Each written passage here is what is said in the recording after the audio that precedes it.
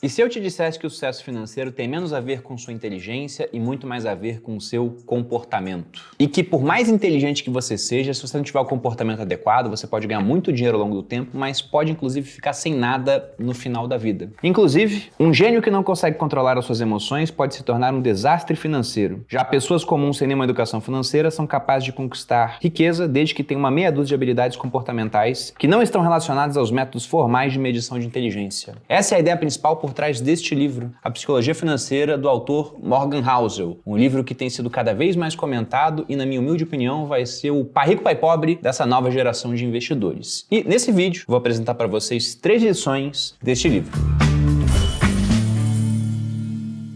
E aí pessoal do Você Mais Rico, aqui quem fala é Bruno Perini, criador do canal. E antes de entrar no conteúdo do vídeo, eu tenho um recado da Finclass, nossa plataforma de streaming de educação financeira, para você. Então na Finclass nós temos conteúdos de dezenas de professores e um desses professores é o Morgan Housel, autor da Psicologia Financeira. Ele gravou uma Finclass falando sobre a psicologia do dinheiro e nós preparamos um resumo em forma de e-book que você pode obter gratuitamente. Para isso, basta se cadastrar no link que está aqui na descrição. E para quem já assina a Finclass, eu lembro que além desse conteúdo, também há um Finbook, que é uma pessoa comentando sobre um livro de finanças conhecido, que o Morgan Housel gravou falando sobre o jeito Warren Buffett de investir. Então assista essas 2 aulas, a Finclass do Morgan Housel sobre a psicologia do dinheiro e o Finbook sobre o jeito Warren Buffett de investir, porque o Morgan Housel é o cara realmente que ele fala muito bem, ele tem ideias bem interessantes. E aqui nesse livro eu vou falar apenas de 3 ideias que estão presentes dentro dos 20 capítulos da psicologia financeira. Então nem de longe eu vou esgotar as lições que o livro tem para passar. E começando agora pelas 3 lições, a lição 1 seria de que o sucesso financeiro é uma habilidade pessoal. Então na introdução do vídeo eu já falei sobre isso, que na opinião do Morgan Housel, e eu também tenho essa mesma visão, essa habilidade nas finanças é muito mais uma soft skill, ou seja, alguma coisa realmente pessoal, do que simplesmente conhecimento técnico e ciência de foguetes, né? Não é isso. Depois que você chega até um certo nível de conhecimento técnico, aquilo faz cada vez menos diferença na sua trajetória financeira. O comportamento, ele é muito mais relevante. Até aproveitando essa questão de inteligência artificiais, ChatGPT,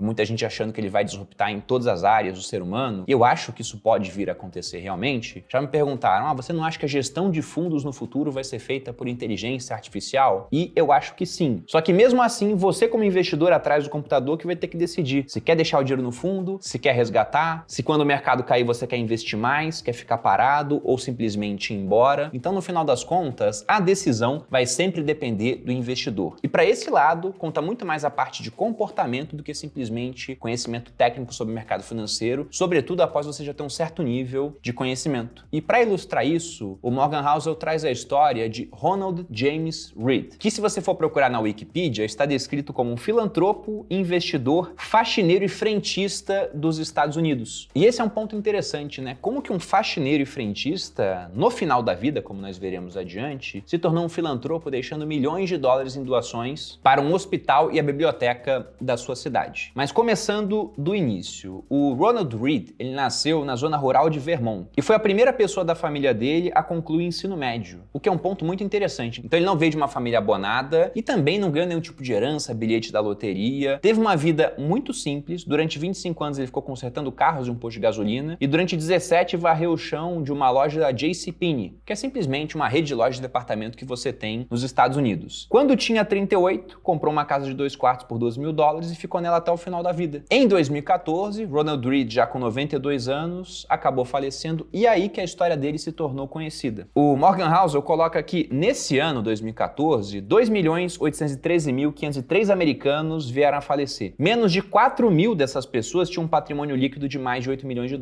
e o Ronald James Reed era uma dessas pessoas. E aí aquilo surpreendeu todo mundo, né? Como é que o cara que ele foi faxineiro, frentista, consertava carros, uma pessoa humilde, ele conseguiu conquistar esse patrimônio de $8 milhões?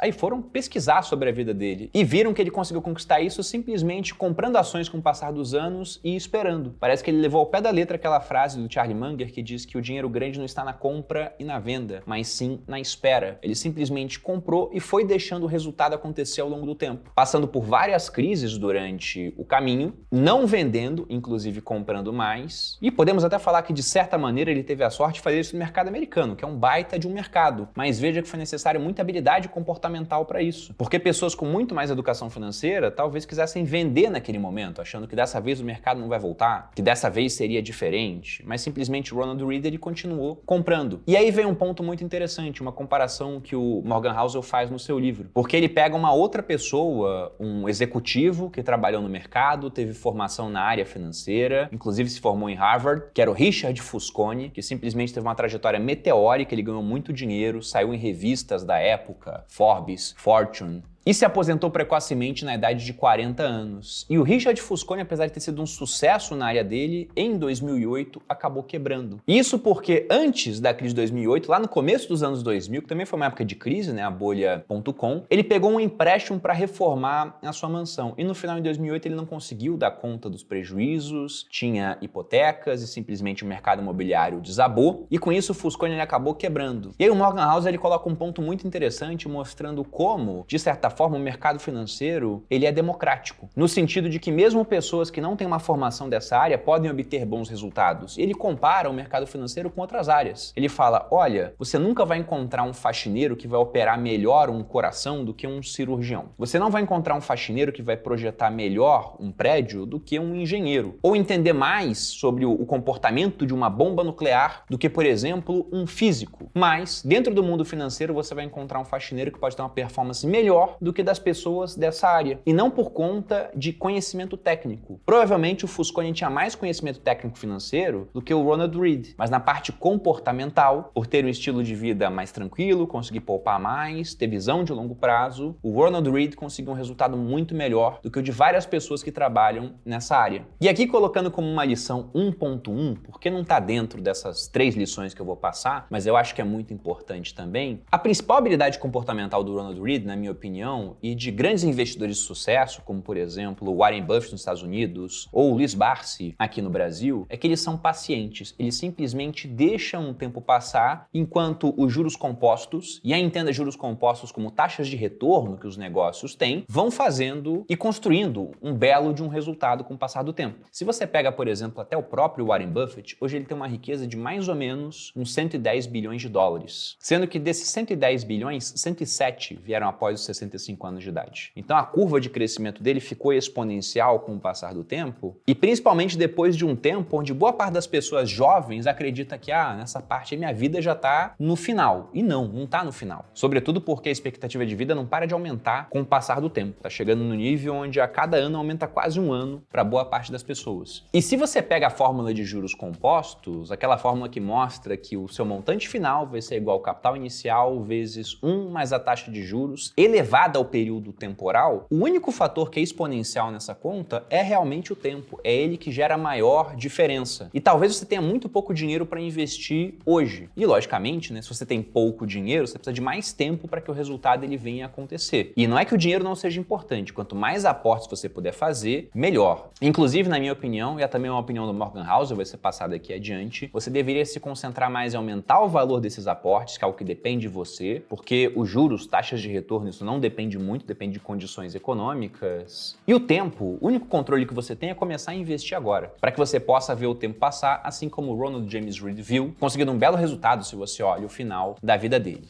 Mas eu vou ficar rico muito velho. Sim, mas é melhor do que chegar na velhice e estar pobre, por exemplo, igual aconteceu com o Fusconi. E como eu disse para vocês, o aporte é muito importante. Aí já temos o gancho para a lição número 2, onde Morgan Housel afirma que poupar é igual a sua renda menos o seu ego. E para ilustrar isso aqui, eu vou ler ipsiliteris, um trecho que o Morgan Housel fala que ele escreve para o filho dele, numa carta para que o filho dele possa ler no futuro. O filho dele é pequeno ainda. Ele coloca o seguinte: você pode pensar que você quer um carro caro ou um relógio chique, mas eu te digo com certeza que sei que você não quer isso. O que você quer é respeito e admiração de outras pessoas. E você acha que ter coisas caras vai chamar a atenção das pessoas que você quer que te admirem. Então por isso que ele fala que poupar é igual a sua renda menos o seu ego. Porque dependendo do tamanho do seu ego, você vai gastar toda a sua renda. E isso é muito interessante. Evidentemente, é muito mais difícil para pessoas que ganham pouco poupar comparado a pessoas que ganham muito. Mas o que eu já vi na minha experiência como educador financeiro, conversando com um monte de gente, é que você chega para uma pessoa que ganha R$2.000, a dificuldade dela é: eu gasto tudo que eu ganho. O que, como é uma remuneração mais baixa, poxa, realmente acaba acontecendo com boa parte das pessoas. Mas o cara de 10 mil te fala a mesma coisa: não, meu problema é que eu gasto tudo que eu ganho, não consigo gastar menos. E o cara de 50 mil às vezes gasta até mais do que ele ganha, não consegue gastar menos. E por quê? O cara de 2 mil ganha muito pouco, tem muita despesa. O de 10 mil já tem um salário bem interessante. Por que ele tem esse mesmo problema? E o de 50 mil, por que também ele tem esse mesmo problema ou até mais grave? É a questão do ego. O cara, quando começa a ganhar 10 mil, quer um carro mais caro. Quando ele começa a ganhar 50 mil, ele quer o carro mais caro ainda, que vai ter um seguro mais caro, uma manutenção mais cara, um IPVA mais caro. Ele em si vai gastar cada vez mais com ele, porque agora ele quer um relógio mais caro também, já que o círculo social dele se comporta dessa maneira. E no final, ele tá simplesmente dando um duro para ganhar um dinheiro para comprar coisas que vão exigir mais dinheiro ainda. Tudo por conta de ego. E quanto a essa parte de impressionar as pessoas, com certeza isso tá correto. E eu digo isso pelo seguinte: no marketing digital, nem tudo é o que parece. Eu já tive contato com pessoas que tinham Porsche, por exemplo, e eu pensava: caramba, esse cara deve estar fazendo os lançamentos grandes. E depois, quando você vai conversar com a pessoa, você vê que não é isso. Que aquilo é muito mais para impressionar, para construir uma narrativa, do que de fato veio de resultados sólidos. E nem tanto o pessoal faz porque sabe que dá certo. Eu não tenho dúvida que se eu comprasse uma Ferrari, por exemplo, eu venderia mais do que eu vendo sem ter uma Ferrari. Muitas pessoas iriam se chocar, porque não é a minha vibe. Eu simplesmente não ligo para carro. E também não vejo mal do cara que liga para carro e tem condições comprar um carro caro. Cada um faz com o seu dinheiro o que bem entender. Mas o ponto é que quando as pessoas olham aquele resultado, elas automaticamente pensam que você venceu na vida e te admiram mais, te dão mais atenção. Só que isso pode te levar a poupar menos. E de nada adianta esperar o tempo passar se você não consegue poupar para investir. Lembrando que o dinheiro que você poupa hoje vale muito mais do que o dinheiro que você vai poupar no futuro. Afinal de contas, se eu posso poupar hoje ao invés de começar daqui a 10 anos, são 10 anos de juros compostos agindo sobre esse dinheiro que eu estou poupando agora. E eu tenho até um exemplo numérico que eu gosto de passar para as pessoas que ilustra bem essa questão. Vamos colocar aqui dois investidores, o investidor A e o investidor B. O investidor A, ele começa a investir agora, ele tem 20 anos e tem pouco dinheiro para isso, então ele coloca apenas R$300 por mês e vai investindo essa quantia até chegar aos 30 anos. Depois disso, ele simplesmente para e não investe mais nada, mas também não usa os recursos, ele deixa lá largado até seus 65 anos de idade. E você tem o investidor B, que ele não começa aos 20, ele quer gastar tudo que ele ganha agora aos 20 e vai começar apenas aos 30. E aí com 30 anos ele quer correr atrás do tempo perdido, então ele começa a investir mais do que o A, ao invés de 300, 400 por mês, e faz isso não só durante 10 anos, igual ao investidor A, mas durante 35 anos, ele vai investir até os 65 anos. Ambos os investidores conseguiram a mesma rentabilidade, 1% ao mês. E aí no final fica a pergunta: quem aos 65 anos estará melhor? A, que a gente pode batizar aqui de o preguiçoso,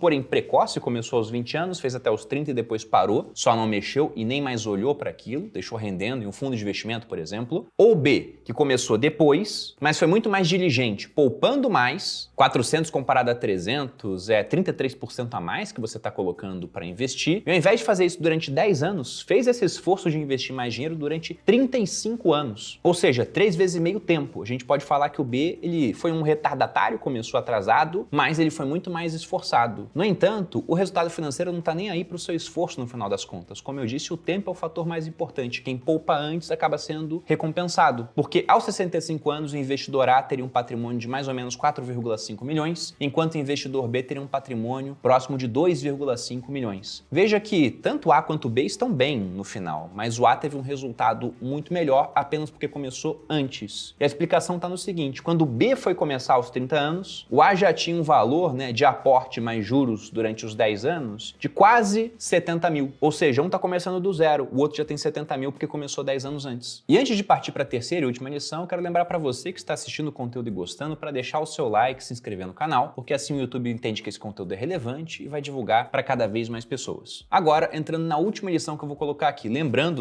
que são 20 capítulos neste livro. Essa lição eu batizei de Saiba Quanto é o Suficiente, mas está inspirado no capítulo que tem o nome de Nada é o Suficiente. mostrando como não há limite, né, para o quanto as pessoas querem ganhar. Mas por que eu quis alterar o nome dessa lição? Porque tem uma frase de um filósofo romano que eu gosto bastante, o Sêneca, filósofo estoico do século I depois de Cristo, que dizia o seguinte, isso está nas cartas a Lucílio, ele está respondendo uma indagação. Ele diz assim, você me pergunta qual é o limite adequado da riqueza. É em primeiro lugar ter o necessário e em segundo o suficiente. E por que o Morgan Housel coloca como título do capítulo nada é suficiente? Porque ele pega histórias de pessoas que eram muito bem-sucedidas e mesmo assim não sabiam a hora de parar, inclusive meteram os pés pelas mãos. Ele dá o exemplo de um executivo indiano, mas eu vou pegar um exemplo aqui do Bernie Madoff. Ele comenta também do Bernie Madoff aqui no livro, e eu tô pegando esse exemplo porque eu acabei de ver lá no Netflix uma minissérie que conta a história do esquema Ponzi, que acabou sendo o maior esquema Ponzi da história mundial, que foi criado pelo Bernie Madoff. No final, ele chegou a ter, entre aspas aqui, 64 bilhões de dólares dentro de que seria uma consultoria financeira que ele passava. Na verdade, boa parte disso era dinheiro fictício, mas de fato ele chegou a movimentar cerca de 20 bilhões de dólares. E por que essa história é tão surpreendente? Porque o Bernie Madoff foi um dos caras que fundou a Nasdaq, a bolsa americana que lida com empresas de tecnologia. Ele foi presidente da Nasdaq por um tempo. Ele era referência nessa parte de mercado financeiro. Era muito próximo dos reguladores. A gente podia falar que ele estava indo pra cama com a SEC. É a SEC, né? O equivalente à CVM que nós temos aqui no Brasil. Ele era muito próximo e durante décadas ele estava aplicando um golpe insustentável e que só ruiu por conta da crise de 2008, que ninguém pegou. Apesar de denúncias feitas reiteradamente à CVM americana, SEC, ele nunca foi investigado com rigor, sendo que ele movimentava muito dinheiro o tempo inteiro e ninguém estava nem aí. Teve um matemático, eu não vou me lembrar agora, mas trabalhava em uma gestora, em um fundo de investimento, que ele foi pegar a performance que era alegada pelo pessoal que participava da consultoria do Madoff, que ele nunca fez questão de divulgar, o que o pessoal já achava estranho, né? Poxa, o cara tá fazendo ali consistentemente um resultado muito bom, de mais de 1% ao mês, então veja que não era igual as pirâmides que aparecem aqui no Brasil, que prometem 7% ao mês. Era uma coisa mais modesta, mas mesmo assim, para os patamares do mercado americano, era muito. Porque lá a renda fixa, principalmente ali no começo dos anos 2000, ela tinha rendimentos muito baixos. E o Bernie Madoff entregava um e alguma coisa por mês. Aí o matemático ele foi calcular o Sharpe desse fundo, né, digamos assim, que o Madoff administrava. E o que é o Sharpe? É simplesmente o retorno que você tem comparado ao retorno livre de risco de um título público americano, por exemplo, e você divide isso pela volatilidade que aquele veículo teria. E o Sharpe do Madoff dava mais de 5. Um Sharpe acima de 1 já é muito bom, né? Ele dava 5. Ele dizia, não, é impossível que esse cara esteja fazendo o que ele diz que faz. Aí foram correr atrás para ver as estratégias que ele dizia que utilizava. Falava, a gente mexe com opções aqui dentro. Aí foram ver, tá, quem é a contraparte? Porque se ele tá comprando ou vendendo para alguém, né? Então tem uma outra parte que tá envolvida. E ninguém negociava com ele. Então tinha um monte de indícios, mas simplesmente as pessoas, elas taparam o sol com a peneira e deixaram o negócio acontecer. Até que em 2008, por conta da crise do subprime, muita gente querendo tirar dinheiro da consultoria do Madoff ao mesmo tempo, simplesmente o esquema deixou de ser sustentável e veio a quebrar. Aí você pensa, o cara ele deu esse golpe que queria dinheiro. Só que o ponto é que o Madoff tinha um negócio legítimo antes, que gerava muito dinheiro. Lendo aqui um trechinho do livro, tem uma hora que ele fala, Madoff ergueu uma corretora de valores bastante lucrativa, a Bernard L. Madoff Investment Securities, responsável por um volume significativo das ações negociadas em Wall Street. Os 740 milhões de dólares que em média são negociados eletronicamente todos os dias pela Madoff respondem por cerca de 9% do volume de transações da Bolsa de Nova York. A empresa é capaz de executar transações de forma tão rápida e barata que, na verdade, paga $0,01 por ação a outras corretoras para que essas executem os pedidos dos seus clientes, lucrando com a diferença entre os preços de compra e venda que a maioria das ações proporciona. E esse negócio legítimo, ele gerava para o Madoff entre 25 e 50 milhões de dólares por ano. Ou seja, ele tinha influência, ele tinha um nome no mercado, ele ganhava bastante dinheiro com o braço legítimo do negócio dele, e esse aqui era efetivamente legítimo, não tinha nenhum tipo de problema, e mesmo assim ele quis aplicar um esquema Ponzi que durou décadas e que ele sabia que uma hora seria sustentável, até pela própria natureza do negócio. Para quem não conhece, esquema Ponzi recebeu o nome do Charles Ponzi, que no começo do século XX simplesmente viu o seguinte, olha, você me dá um dinheiro, eu te prometo uma rentabilidade impossível de ser entregue, geralmente é o que o pessoal faz. O Madoff não fazia isso, ele prometia rentabilidade quase sem risco, e era uma rentabilidade acima da que era possível entregar com o mercado. E aí, para pagar as pessoas que já são investidoras, é necessário um fluxo constante de novos investimentos. A diferença por esquema de pirâmide é que não teria, por exemplo, convite, né? Um estímulo a que você chame mais pessoas. Inclusive, o Madoff deixava esse negócio meio que restrito, nem divulgava. Mas no boca a boca, ele foi foi crescendo de tamanho até se tornar o maior esquema Ponzi que o mundo já viu. E aí, quando ruiu, em 2008, o Madoff foi preso, condenado a 150 anos de prisão. Ele já tinha mais de 70 anos nessa época, morreu na cadeia. Ele tinha 2 filhos, o Andy e o Mark. Ambos trabalhavam com ele no negócio legítimo, desconheciam as atividades da consultoria do pai, sabiam que existia, mas ele nunca deixou que os dois se envolvessem com aquilo, pelo menos é o que está lá no documentário. E por conta do crime do pai, os dois foram obrigados a denunciar o pai depois. Quando o pai, em 2008, falou, olha, é isso que está acontecendo, simplesmente um deles tinha um sogro que era advogado, contou pro sogro, o sogro falou, ó, ou agora você denuncia ele, ou se ele continuar com isso até a ruir, você vai ser cúmplice. Aí os 2 filhos tiveram que denunciar o pai, virou uma tragédia meio shakespeariana. Um desses filhos, se eu não me engano, o Andy, ele se matou 2 anos depois disso. Inclusive, para isso ele escolheu a data de aniversário de quando o pai revelou para ele que tinha esse esquema Ponzi. Talvez até para dar um recado final, né? Olha, eu tô terminando a minha vida por culpa sua. E o outro filho, o Mark, ele acabou morrendo de câncer. Ele até falou com a autora do livro The Wizard of Lies, né? O Mago das Mentiras, que depois acabou virando um filme, que o golpe que o pai dele deu matou o irmão dele rapidamente, estava matando ele aos poucos. E aí por isso que eu falei que virou um negócio meio shakespeariano, eles colocam isso lá também, porque o vilão no final, ele se dá muito mal, e a família dele também acaba se dando mal. A esposa dele, acho que foi a única que permaneceu viva depois, mas ficou com tanta raiva dele que nem pegou as cinzas do corpo do Madoff para ficar com ela, sendo que o Madoff era judeu, e pelo que se fala no documentário, judeus não podem ser cremados. E a família dele cremou ele, e no final as cinzas ficaram com algum advogado e estão lá até hoje. E tudo porque ele não soube parar, não soube o quanto era suficiente. Até um episódio interessante. A primeira vez que esse esquema do Madoff foi parar na CVM americana, coloquemos assim, eles viram aquilo, acharam estranho e falaram, devolva todo o dinheiro aos clientes. Na época eram 411 milhões. E ele conseguiu fazer isso, pegando empréstimos com alguns conhecidos dele. Ele podia ter parado nesse ponto, mas ele não parou. Até porque os clientes não quiseram parar também. Eles simplesmente falaram, não, toma meu dinheiro de volta então, dá uma melhorada aí na operação, porque a gente quer continuar investindo contigo. Então o dinheiro voltou para ele na mesma hora. E aí os clientes, muitos não sabiam, né? Porque simplesmente se aquilo passa por uma investigação e não acontece nada, então acaba tendo uma fama de que é legítimo, ele já tinha um grande nome no mercado, eles foram, no final das contas, pelo menos a grande maioria, vítimas desse esquema do Madoff. E aí você pega para os dias de hoje, quantas pessoas não fazem exatamente a mesma coisa por não saber o quanto é o suficiente, ficam se forçando a ganhos impossíveis, correndo muito mais risco do que deveriam, porque simplesmente estão gananciosas demais. Então essa terceira lição é muito importante. Não force o dinheiro a ganhos impossíveis. Saiba quando sair de um investimento. Você comprou uma empresa que estava sendo negociada em patamares bem interessantes, de repente alguma coisa aconteceu, o preço explodiu. Eu já tive empresas assim na minha carteira, elas passaram a ser negociadas por 1000 vezes seus lucros. Isso já aconteceu quando eu tinha Banco Inter na minha carteira. Ou você pega o caso das criptomoedas, né? Sobe igual um foguete e você fala, não, vai sempre um pouquinho mais, vai mais, até uma hora que não vai mais e cai muito rápido, 70%, 80%, aquelas altcoins mais voláteis, meio sem pé nem cabeça, 90% ou mais. Uma queda que poderia ser evitada se você fosse vendendo aos poucos ao longo da subida. Mas a lição principal que eu quero deixar nessa terceira lição, que foi colocada por último propositalmente, porque eu acho que dessas 3 que eu abordei é a mais importante, é novamente uma frase do Sêneca. Ele costumava dizer que pobres são aqueles que precisam de muito. Ou seja, enquanto você precisa sempre de mais,